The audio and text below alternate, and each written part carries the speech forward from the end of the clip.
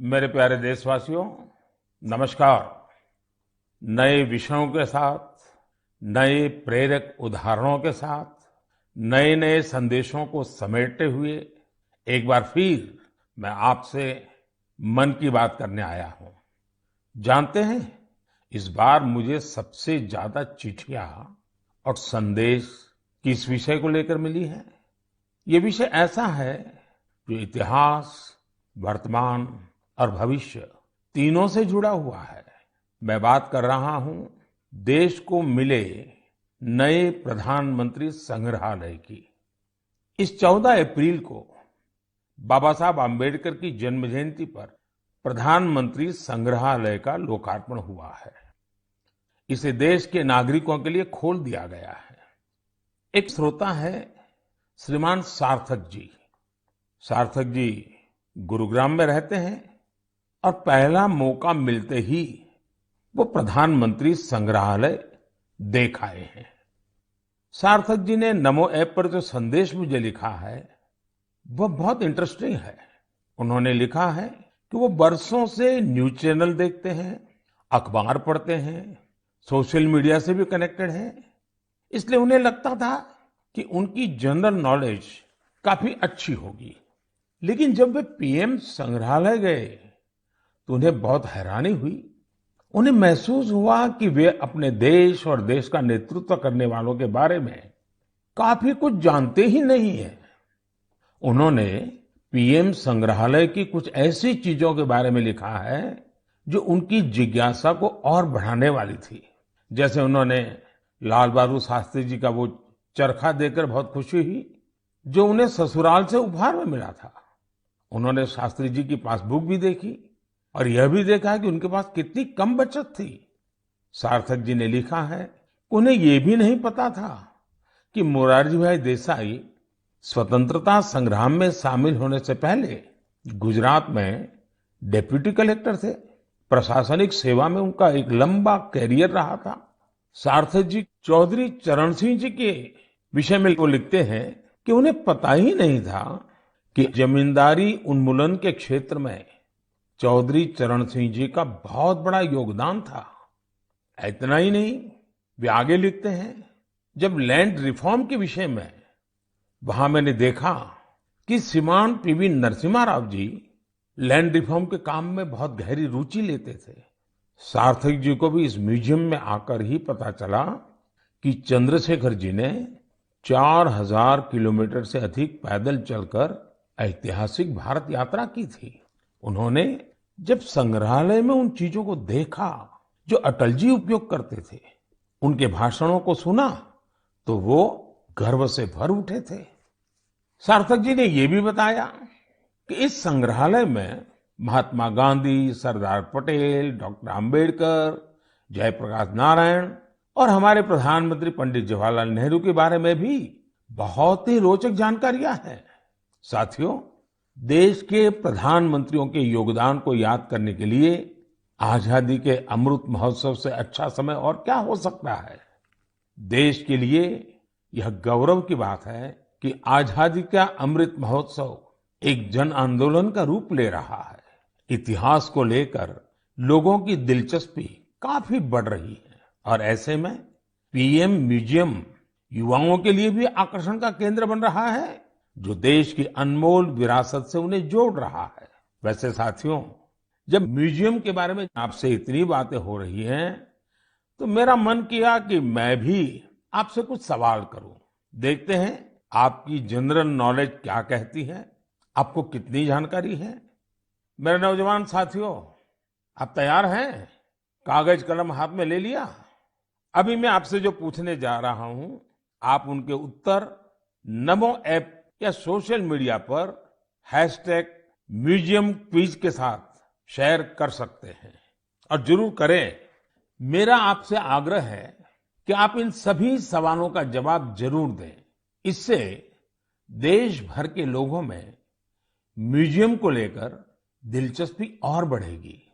क्या आप जानते हैं कि देश के किस शहर में एक प्रसिद्ध रेल म्यूजियम है?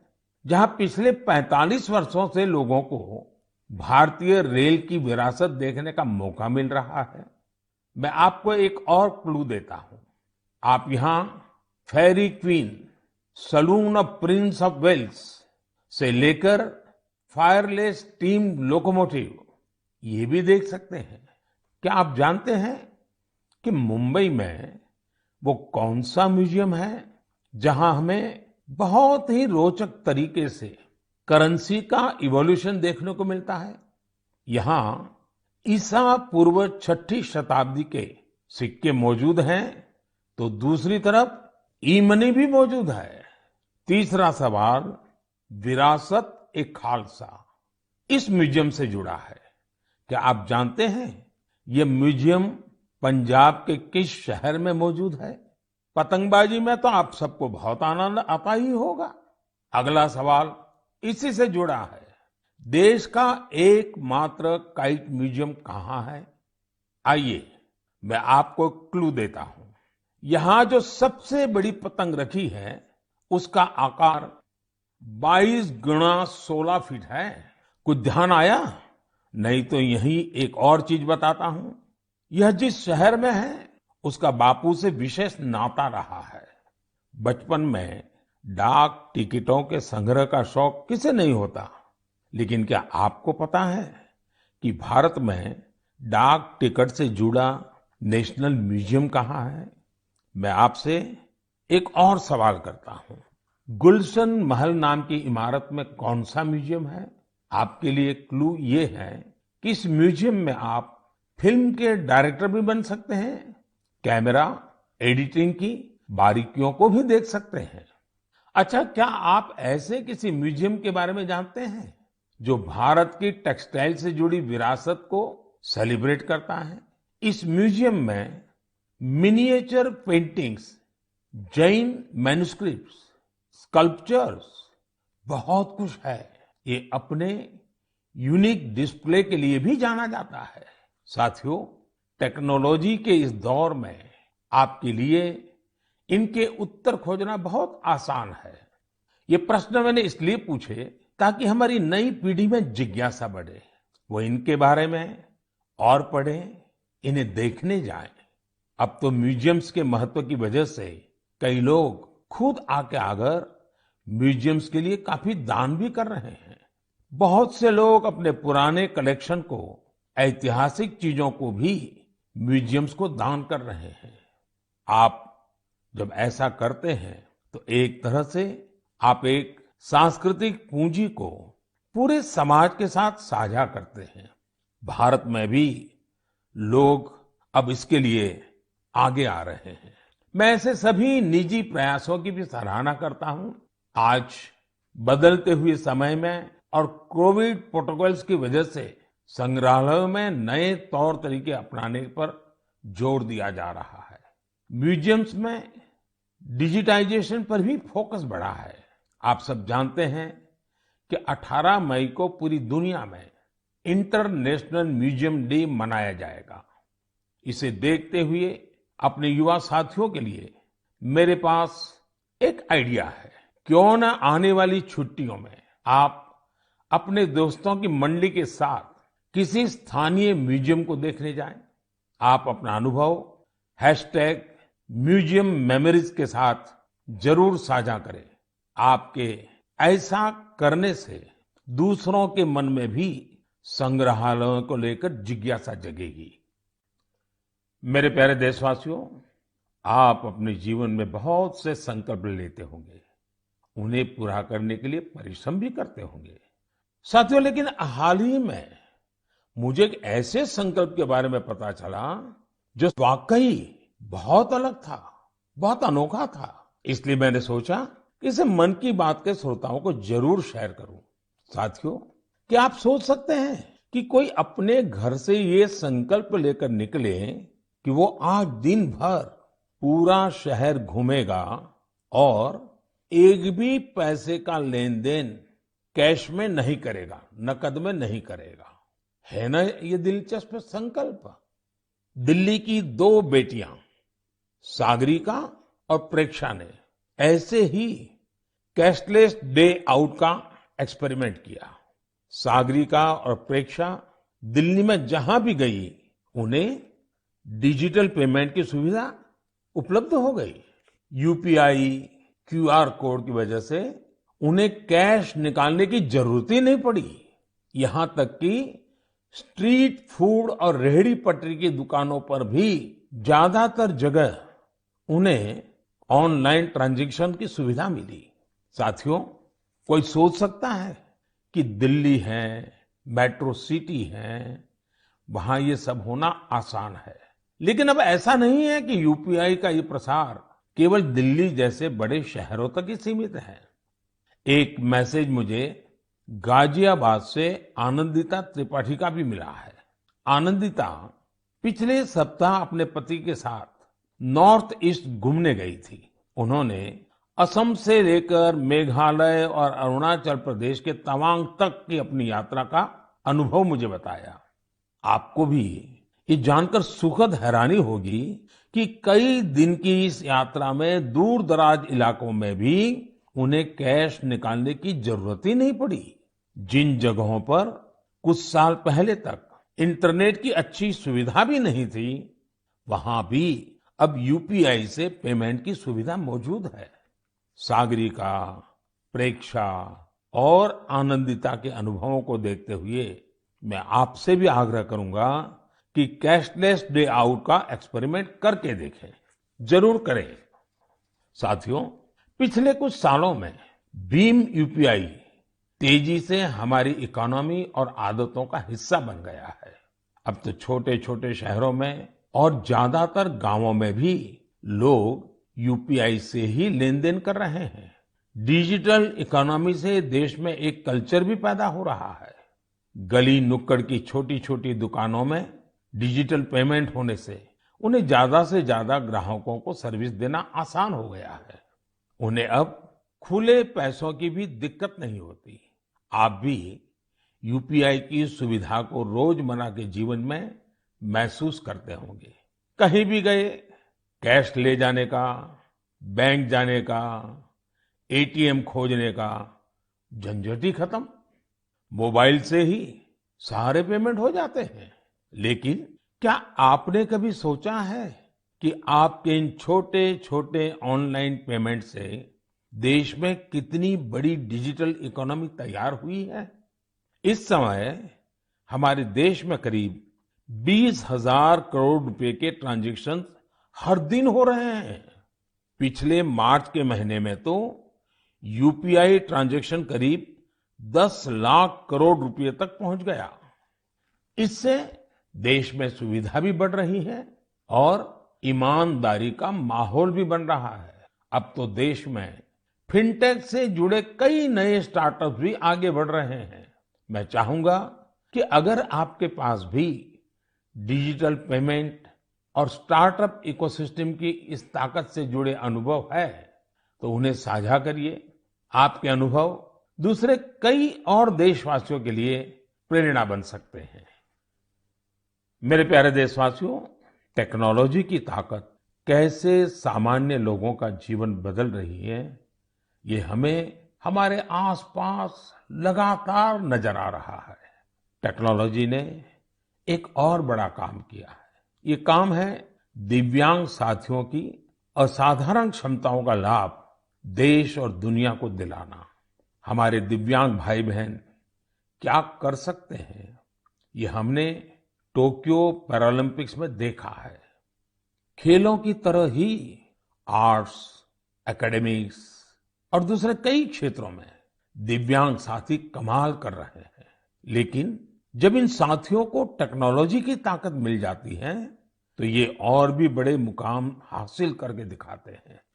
इसलिए देश आजकल लगातार संसाधनों और इंफ्रास्ट्रक्चर को दिव्यांगों के लिए सुलभ बनाने के लिए लगातार प्रयास कर रहा है। देश में ऐसे कई स्टार्टअप्स और संगठन भी हैं जो इस दिशा में प्रेरणादायी काम कर रहे हैं। ऐसी एक संस्था है voice of specially abled people. ये संस्था असिस्टिव टेक्नोलॉजी के क्षेत्र में नए अवसरों को प्रमोट कर रही है। जो दिव्यांग कलाकार हैं, उनके काम को दुनिया तक पहुंचाने के लिए भी एक इनोवेटिव शुरुआत की गई है। Voice of specially abled people के इन कलाकारों की पेंटिंग्स, इसकी डिजिटल आर्ट गैलरी तैयार की है। दिव्यांग साथी किस तरह असाधारण प्रतिभाओं के धनी होते हैं और उनके पास कितनी असाधारण क्षमताएं होती हैं, ये आर्ट गैलरी इसका एक उदाहरण है। दिव्यांग साथियों के जीवन में कैसी चुनौतियां होती हैं, उनसे निकलकर वो कहां तक पहुंच सकते हैं, ऐसे कई विषयों को इन पेंटिंग्स में आप महसूस कर सकते हैं। आप भी अगर किसी दिव्यांग साथी को जानते हैं, उनकी टैलेंट को जानते हैं, तो डिजिटल टेक्नोलॉजी की मदद से उसे दुनिया के सामने ला सकते हैं। जो दिव्यांग साथी हैं, वो भी इस तरह के प्रयासों से जरूर जुड़े। मेरे प्यारे देशवासियों, देश के ज्यादातर हिस्सों में गर्मी बहुत तेजी से बढ़ रही है। बढ़ती हुई ये गर्मी पानी बचाने की हमारी जिम्मेदारी को भी उतना ही बढ़ा देती है। हो सकता है कि आप अभी जहां हो वहां पानी पर्याप्त मात्रा में उपलब्ध हो, लेकिन आपको उन करोड़ों लोगों को भी हमेशा याद रखना है जो जल संकट वाले क्षेत्रों में रहते हैं, जिनके लिए पानी की एक एक बूंद अमृत के समान होती है। साथियों, इस समय आजादी के 75वें साल में आजादी के अमृत महोत्सव में देश जिन संकल्पों को लेकर आगे बढ़ रहा है, उनमें जल संरक्षण भी एक है। अमृत महोत्सव के दौरान देश के हर जिले में 75 अमृत सरोवर बनाए जाएंगे। आप कल्पना कर सकते हैं कि कितना बड़ा अभियान है। वो दिन दूर नहीं जब आपके अपने शहर में 75 अमृत सरोवर होंगे। मैं आप सभी से और खासकर युवाओं से चाहूंगा कि वो इस अभियान के बारे में जानें और इसकी जिम्मेदारी भी उठाएं।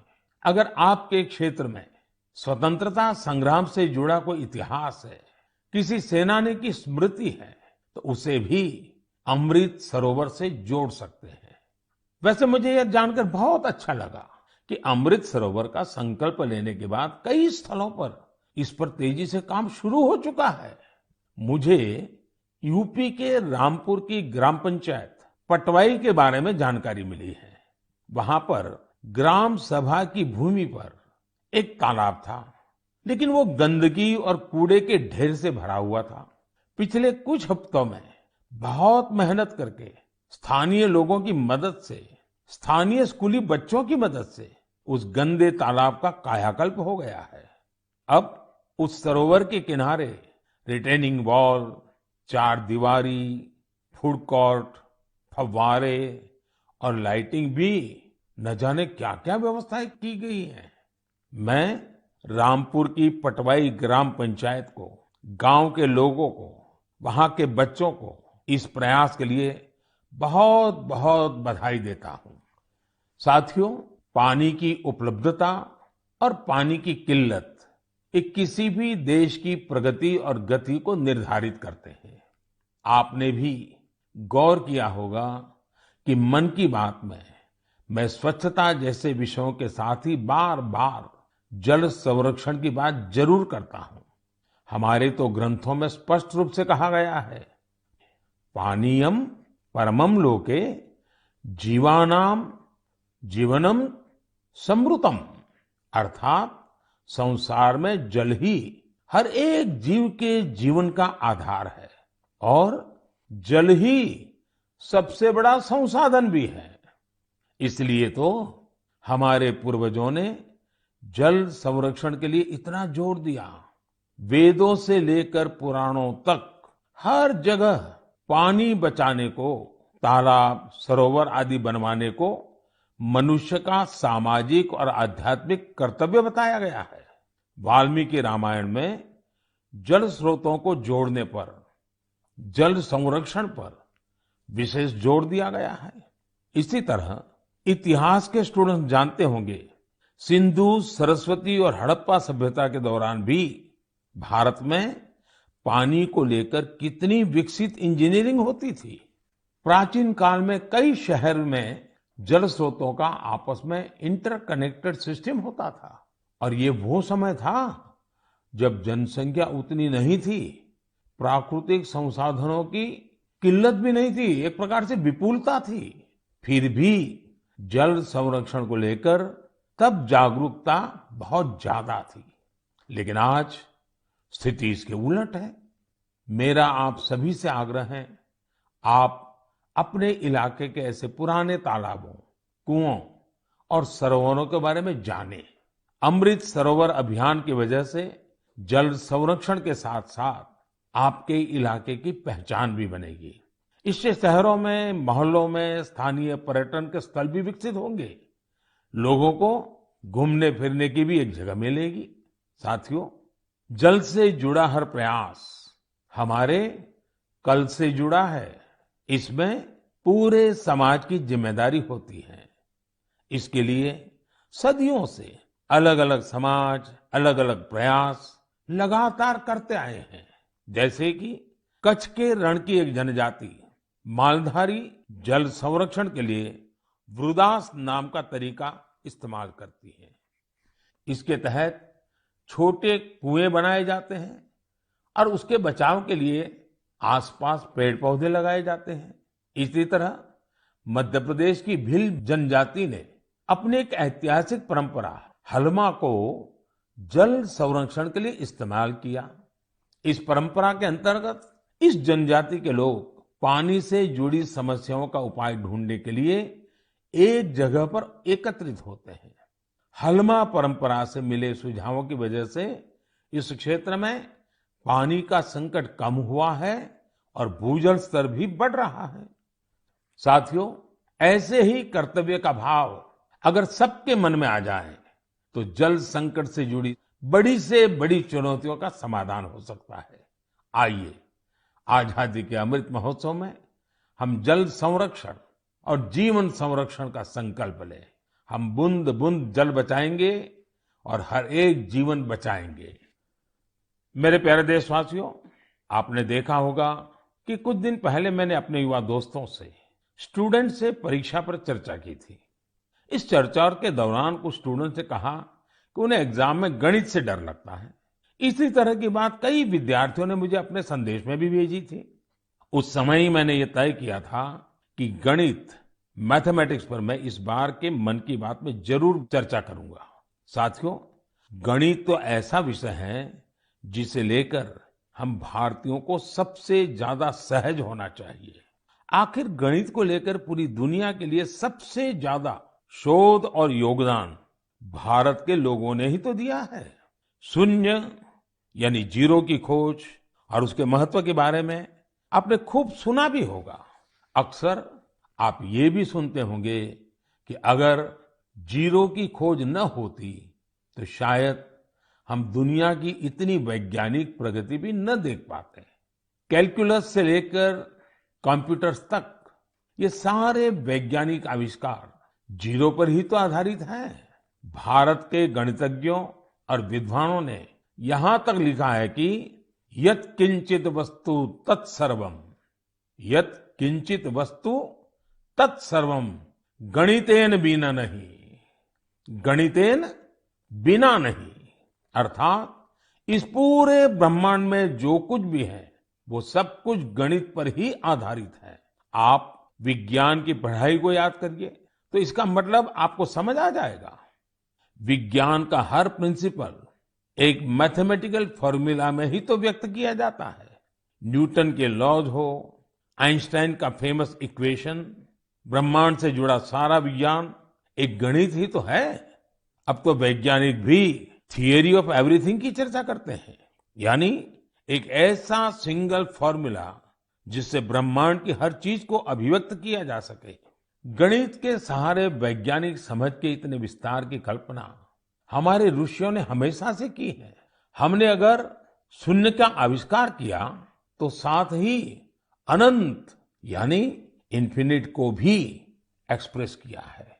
सामान्य बोलचाल में जब हम संख्याओं और नंबर्स की बात करते हैं तो मिलियन, बिलियन और ट्रिलियन तक बोलते और सोचते हैं, लेकिन वेदों में और भारतीय गणित में ये गणना बहुत आगे तक जाती है। हमारे यहाँ एक बहुत पुराना श्लोक प्रचलित है, एकम दशम शतम चैव सहस्त्रम अयुतम तथा लक्ष्यम च न्यूतम चैव कोटि ही अर्बुदम एव च वृंदम खर्वो निखर्व च शंख पद्म च सागर अंत्यम मध्यम परार्ध च दश वृद्धा यथाक्रमम।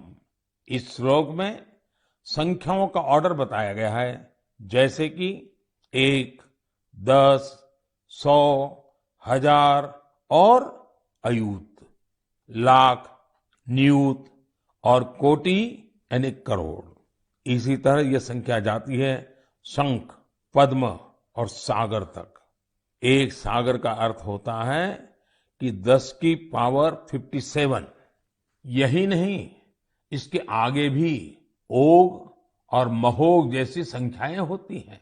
एक महोघ होता है 10 की पावर 62 के बराबर, यानी एक के आगे 62 शून्य, 62 जीरो। हम इतनी बड़ी संख्या की कल्पना भी दिमाग में करते हैं तो मुश्किल होती है, लेकिन भारतीय गणित में इनका प्रयोग हजारों सालों से होता आ रहा है। अभी कुछ दिन पहले मुझसे इंटेल कंपनी के सीईओ मिले थे। उन्होंने मुझे एक पेंटिंग दी थी, उसमें भी वामन अवतार के जरिए गणना या माप की ऐसी ही एक भारतीय पद्धति का चित्रण किया गया था। इंटेल का नाम आया तो कंप्यूटर आपके दिमाग में अपने आप आ गया होगा। कंप्यूटर की भाषा में आपने बाइनरी सिस्टम के बारे में भी सुना होगा, लेकिन क्या आपको पता है कि हमारे देश में आचार्य पिंगला जैसे ऋषि हुए थे जिन्होंने बाइनरी की कल्पना की थी। इसी तरह आर्यभट्ट से लेकर के रामानुजन जैसे गणितज्ञों तक गणित के कितने ही सिद्धांतों पर हमारे यहाँ काम हुआ है। साथियों, हम भारतीयों के लिए गणित कभी मुश्किल विषय नहीं रहा। इसका एक बड़ा कारण हमारी वैदिक गणित भी है। आधुनिक काल में वैदिक गणित का श्रेय जाता है श्री भारती कृष्ण तीर्थ जी महाराज को। उन्होंने कैलकुलेशन के प्राचीन तरीकों को रिवाइव किया और उसे वैदिक गणित नाम दिया।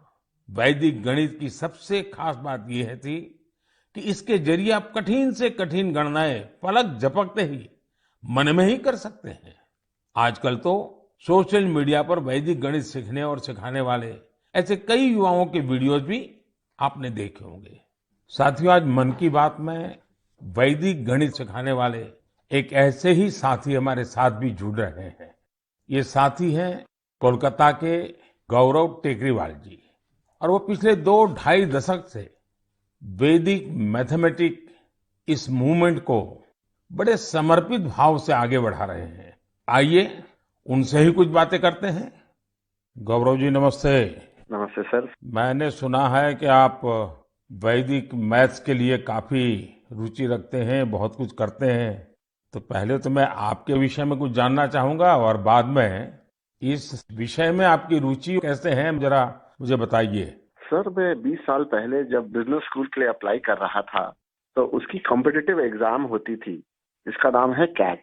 उसमें बहुत सारे गणित के सवाल आते थे जिसको कम समय में करना पड़ता था।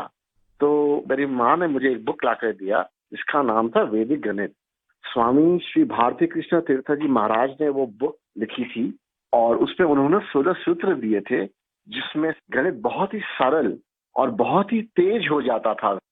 जब मैंने वो पढ़ा तो मुझे बहुत प्रेरणा मिली और फिर मेरी रुचि जागृत हुई मैथमेटिक्स में।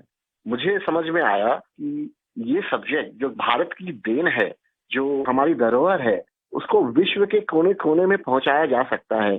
तब से मैंने इसको एक मिशन बनाया कि वैदिक गणित को विश्व के कोने कोने में पहुंचाया जाए, क्योंकि गणित की डर सर हर जन को सताती है और वैदिक गणित से सरल और क्या हो सकता है। गौरव जी, कितने सालों से आप इसमें काम कर रहे हैं? मुझे आज हो गए करीबन 20 साल सर, मैं उसमें ही लगा हुआ हूँ। और अवेयरनेस के लिए क्या करते हैं, क्या क्या प्रयोग करते हैं, कैसे जाते हैं लोगों के पास? हम लोग स्कूल्स में जाते हैं, हम लोग ऑनलाइन शिक्षा देते हैं, हमारी संस्था का नाम है वैदिक मैथ्स फोरम इंडिया। उस संस्था के तहत हम लोग इंटरनेट के माध्यम से 24 घंटे वैदिक मैथ्स पढ़ाते हैं सर। गौरव जी, आप तो जानते हैं मैं लगातार बच्चों के साथ बातचीत करना पसंद भी करता हूं और मैं अवसर ढूंढता रहता हूं। और एग्जाम वॉरियर से तो मैं बिल्कुल एक प्रकार से मैंने उसको इंस्टीट्यूशनलाइज कर दिया है। और मेरा भी अनुभव है कि ज़्यादातर जब बच्चों से बात करता हूं तो गणित का नाम सुनते ही वो भाग जाते हैं। और तो मेरी कोशिश यही है कि ये बिना कारण जो एक हाव पैदा हुआ है उसको निकाला जाए, ये डर निकाला जाए। और छोटी छोटी टेक्निक जो परंपरा से है, क्योंकि भारत गणित के विषय में कोई नया नहीं है, शायद दुनिया में पुरातन परंपराओं में भारत के पास गणित की परंपरा रही है। तो एग्जाम वॉरियर को डर निकालना है तो आप क्या कहेंगे उनको? सर ये तो सबसे ज्यादा उपयोगी है बच्चों के लिए, क्योंकि एग्जाम का जो डर होता है, जो हवा हो गया है हर घर में, एग्जाम के लिए बच्चे ट्यूशन लेते हैं, पेरेंट्स परेशान रहते हैं, टीचर्स भी बहुत परेशान होते हैं। तो वैदिक गणित से ये सब छू मंतर हो जाता है। इस साधारण गणित की अपेक्षा में वैदिक गणित 1500% तेज है और इससे बच्चों में बहुत कॉन्फिडेंस आता है और दिमाग भी तेजी से चलता है। जैसे हम लोग वैदिक गणित के साथ योग भी इंट्रोड्यूस किए हैं, जिससे कि बच्चे अगर चाहें तो आंख बंद कर भी कैलकुलेशन कर सकते हैं वैदिक गणित पद्धति के द्वारा। वैसे ध्यान की जो परंपरा है उसमें भी इस प्रकार से गणित करना, वो भी ध्यान का एक प्राइमरी कोर्स भी होता है। Right sir. चलिए गौरव जी, बहुत अच्छा लगा मुझे, और आपने मिशन मोड में इस काम को उठाया है। और विशेष करके आपकी माताजी ने एक अच्छे गुरु के रूप में आपको ये रास्ते पर ले गई और आज आप लाखों बच्चों को उस रास्ते पर ले जा रहे हैं। मेरी तरफ से आपको बहुत बहुत शुभकामनाएं। शुक्रिया सर, मैं आपका आभार व्यक्त करता हूँ सर कि वैदिक गणित को आपने महत्व दिया और मुझे चुना सर, तो वी आर वेरी थैंकफुल। बहुत बहुत धन्यवाद। नमस्कार। नमस्ते सर। साथियों, गौरव जी ने बड़े अच्छे तरीके से बताया कि वैदिक गणित कैसे गणित को मुश्किल से मजेदार बना सकता है। यही नहीं, वैदिक गणित से आप बड़ी बड़ी साइंटिफिक प्रॉब्लम्स भी सॉल्व कर सकते हैं। मैं चाहूंगा सभी माता पिता अपने बच्चों को वैदिक गणित जरूर सिखाएं। इससे उनका कॉन्फिडेंस तो बढ़ेगा ही, उनके ब्रेन की एनालिटिकल पावर भी बढ़ेगी। और हाँ, गणित को लेकर कुछ बच्चों में जो भी थोड़ा बहुत डर होता है, वो डर भी पूरी तरह समाप्त हो जाएगा। मेरे प्यारे देशवासियों, मन की बात में आज म्यूजियम से लेकर मैथ तक कई ज्ञानवर्धक विषयों पर चर्चा हुई। ये सब विषय आप लोगों के सुझावों से ही मन की बात का हिस्सा बन जाते हैं। मुझे आप इसी तरह आगे भी अपने सुझाव नमो ऐप और माय गॉव के जरिए भेजते रहिए। आने वाले दिनों में देश में ईद का त्योहार भी आने वाला है। 3 मई को अक्षय तृतीया और भगवान परशुराम की जयंती भी मनाई जाएगी। कुछ दिन बाद ही वैशाख बुद्ध पूर्णिमा का पर्व भी आएगा। ये सभी त्योहार संयम, पवित्रता, दान और सौहार्द के पर्व हैं। आप सभी को इन पर्वों की अग्रिम शुभकामनाएं। इन पर्वों को खूब उल्लास और सौहार्द के साथ मनाइए। इन सब के बीच आपको कोरोना से भी सतर्क रहना है। मास्क लगाना, नियमित अंतराल पर हाथ धुलते रहना, बचाव के लिए जो भी जरूरी उपाय है आप उनका पालन करते रहें। अगली बार मन की बात में हम फिर मिलेंगे और आपके भेजे गए कुछ और नए विषयों पर चर्चा करेंगे। तब तक के लिए विदा लेते हैं। बहुत बहुत धन्यवाद। नमस्कार।